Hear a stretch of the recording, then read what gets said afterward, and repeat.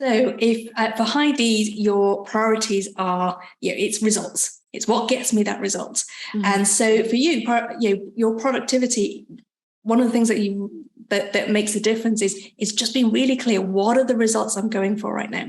So that example you gave earlier of, I've been great at selling because I know my targets and I hit my targets and I get them to sign on the line, and that feels great.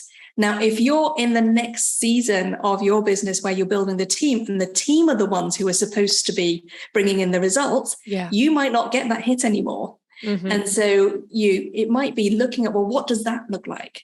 What's my measure of success? What are the results that I want to see? What are the things I want to see my team doing, or what do I want to hear from them? Or maybe it's even like, what are the things I need to do or not do? So it could even be having a target of like, here are the emails I'm not going to get involved in. Mm-hmm. How many meetings have I delegated and I'm not doing myself? Mm-hmm. How many things have the team closed without my involvement at all?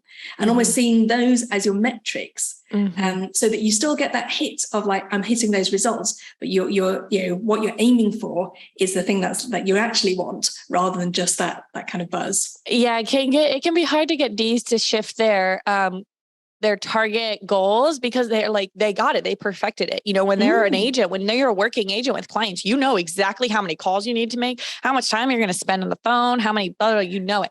So when you want to become a team leader and get out of that day to day of working with 70 clients a year, whatever it is, and moving the meter or moving your goals and what your actionables and your quotas look like can be hard, because you knew it so well. And you're like, I was perfect at it. And I was like, exactly. And you were working a bajillion hours a week and were miserable. Yeah, absolutely. And, and so it's, it might be, get creative about how you measure that. So, what do you want to have visually to help you to, to remember that and to focus on that?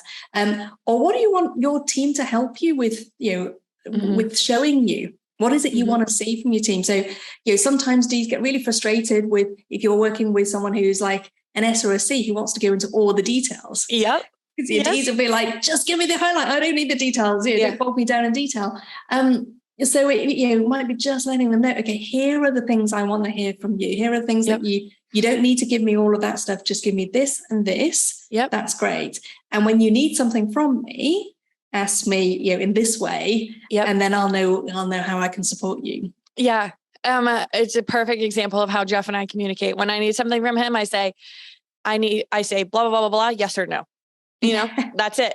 And I get it. I'm really good now. We have a great working relationship. I know not to get into the details, but I want to so bad. I'm like, I want to tell you the details though. He's like, I don't want to hear it. And I'm like, fine.